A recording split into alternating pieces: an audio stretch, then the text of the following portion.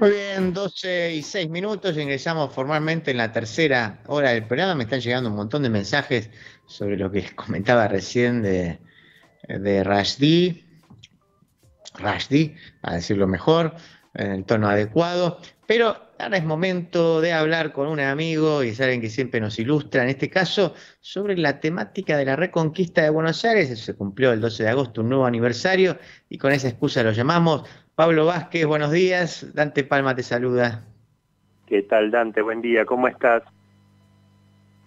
Bien, bien, Pablo, una alegría escucharte. Hacía tiempo que no hablábamos. Exactamente, igualmente con vos.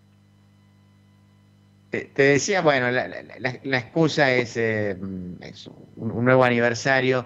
Ahora, ¿por qué es importante en todo caso pensar lo que ocurrió en la Reconquista y contanos a los que quizás no lo tenemos tan presente qué fue la Reconquista de Buenos Aires?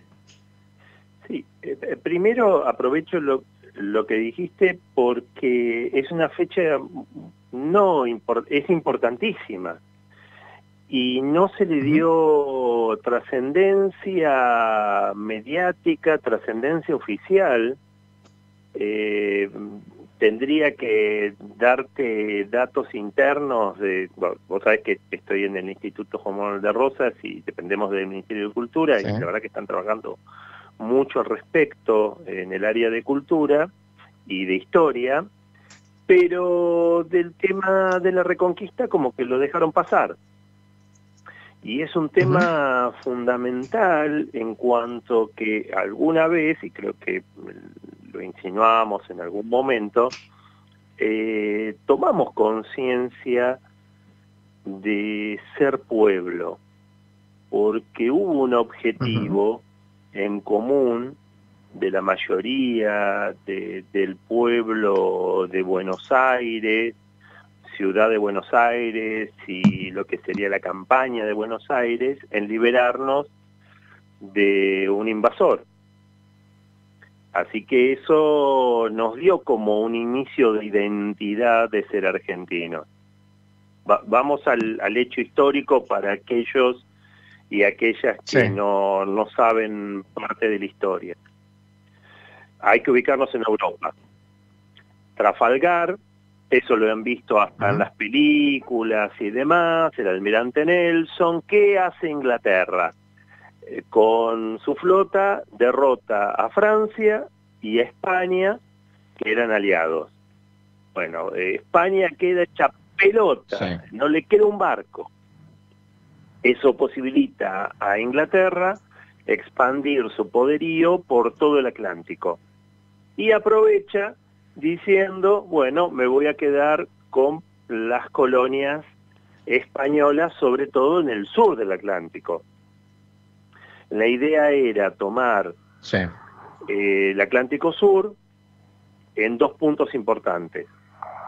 Cabo de Buena Esperanza, que era holandés, y que a partir de ese momento lo que hoy sería Sudáfrica queda en manos británicas, y luego Buenos Aires Montevideo, Ujú, que era en ese momento, sí.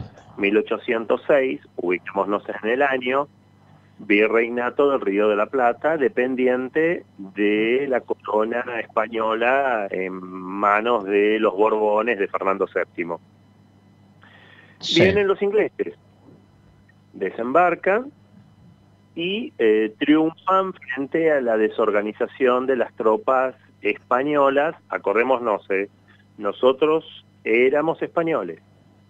Entonces, ellos Ujú, dominan en manos del general Bereford y durante 40 días más o menos fuimos colonia inglesa. Te diría que un poquito más en algún otro tiempo, pero eso lo dejamos por otro debate. Pero en lo formal, sí. concreto, la Sí. bandera inglesa ondeó en el fuerte de Buenos Aires, donde hoy es la Casa Rosada, durante más de 40 días. Sí. Bereford dio órdenes, ungió funcionarios, y teníamos una pléyade de funcionarios, disculpa que hable con términos antiguos, pléyade, pero un grupo de Sí. hijos de Sí. puta que juraron lealtad al rey Jorge el rey Jorge de Inglaterra, y juraron lealtad, que más le interesaba a los porteños, al Código de Comercio británico. Sí. Entonces, estos muchachos adhirieron a ser colonia británica. Te agrego más.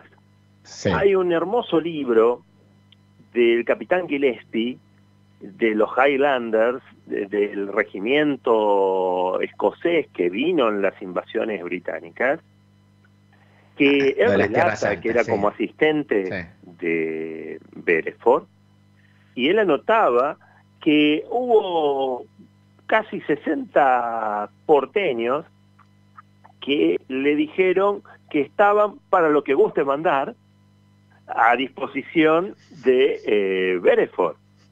O sea que cuando uno habla de, viste, la línea nacional de entreguista, tenés 60 colaboracionistas de los invasores británicos, con nombre y apellido, ¿no? Sí. Para aclarar. Al mismo tiempo, hay otros actores que no juran por el rey británico. Manuel Belgrano no, se retira, no jura por, como él era secretario del consulado, él no jura. Liniers tampoco, y eso que era francés, tampoco. Y en el caso de Liniers, junto con Pueyrredón, empiezan a organizar sectores populares, empiezan a organizar sectores armados para reconquistar Buenos Aires. Esa reconquista es una nación en armas, porque desde los vecinos que estaban en la propia Buenos Aires hasta las tropas que avanzaban junto con Liniers y Pueyrredón, toman conciencia de un hecho de conciencia o de toma de identidad que permite no solo militarmente derrotar a la potencia británica, sino darse un principio de, no te digo autonomía, pero ser una democracia en armas, que a la larga pues termina nominando a Liniers como, en ese caso, virrey, porque recordemos, Sobremonte se había ido, formalmente estuvo bien, porque se llevó tenía que llevarse las arcas del tesoro al Divino Botón, porque después los ingleses lo agarraron en Luján y se la llevaron a Londres y todavía nos la deben, y quedó en Córdoba, poniendo a Córdoba como centro del virreinato, que siempre a los cordobeses eso les encantó y quedaron babeando de ese hecho, y hasta el día de hoy lo recuerdan con mucho cariño. Pero digamos, la reconquista llevó a muchos jóvenes a tener un hecho destacado. Un jovencito, Juan Manuel de Rosas, de 13 años, que ayudó en la acción militar y que fue destacado por el propio Liniers a sus padres. Un joven de 21 años, Martín Miguel de Güemes, un salteño, que como un hecho histórico a nivel de la acción militar mundial, toma con una carga de caballería un barco, lo que hoy sería la zona de Retiro, donde está paradójicamente la Torre de los Ingleses. Se encalló un barco, el Justín, y él lo toma, le da la orden de Pueyrredón, y él va y lo toma. Llegaba hasta el pecho de los caballos el agua, y él toma el barco. Así que imagínate que si tuviésemos Hollywood de nuestro lado, habría como 5 o 6 películas de ese hecho heroico, el futuro líder de los infernales. Y ahora, sobre todo, Pablo, escúchame, ¿qué pasa? Digo, hay un montón de varones y mujeres que después de Trafalgar, España queda devastada. ¿Y qué pasa? Nosotros aquí, digamos, en Argentina, logramos recibir, digamos, vinieron, no sé, tropas españolas a ayudarnos, o justamente, no, lo que hubo fue la necesidad de reagrupar las milicias que había aquí y pelear con lo que había. No, nosotros nunca llegaron tropas por el tema de las distancias.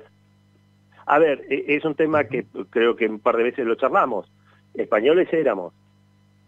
Y tropas en tal caso tendrían que haber venido del Virreinato del Perú.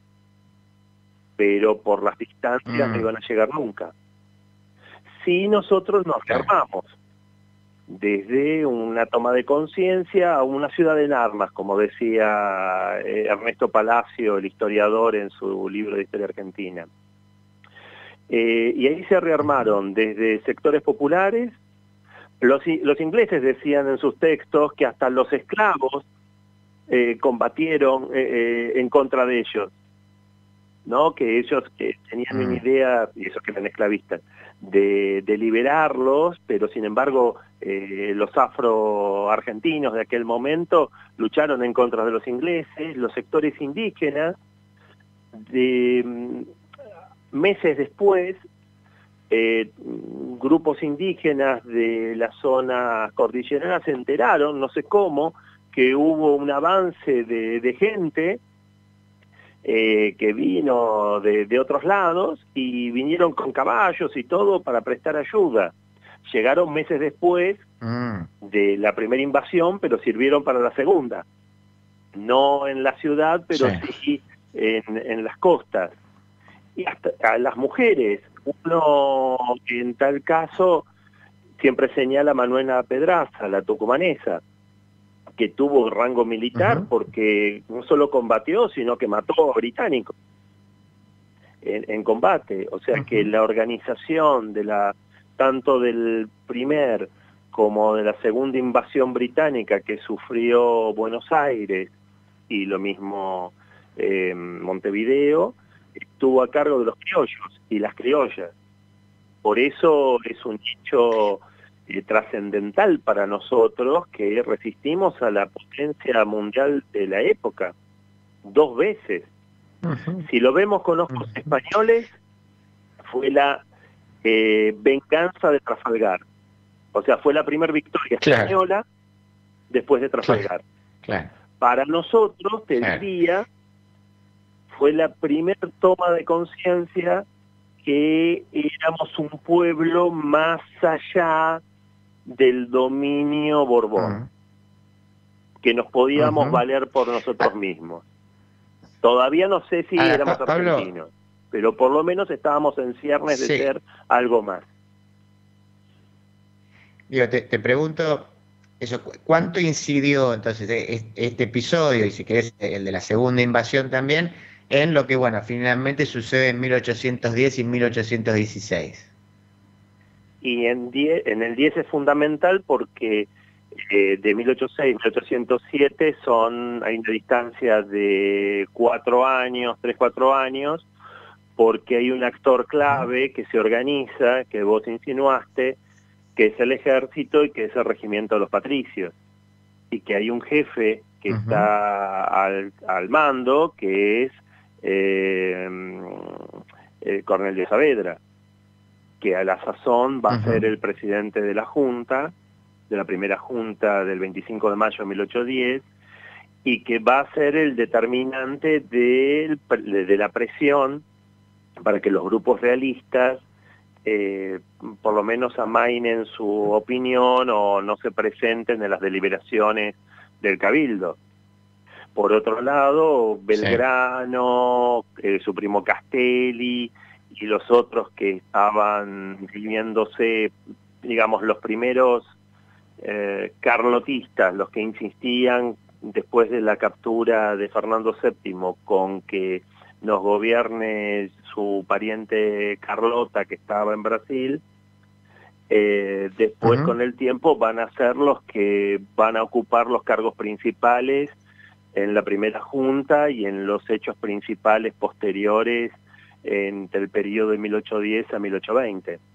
O sea, sin la acción de 1806-1807 era muy difícil pensar en 1810, porque los mismos actores de una ciudad movilizada, de un pueblo movilizado, van a tener sentido en cuanto a poder actuar en ese 1810.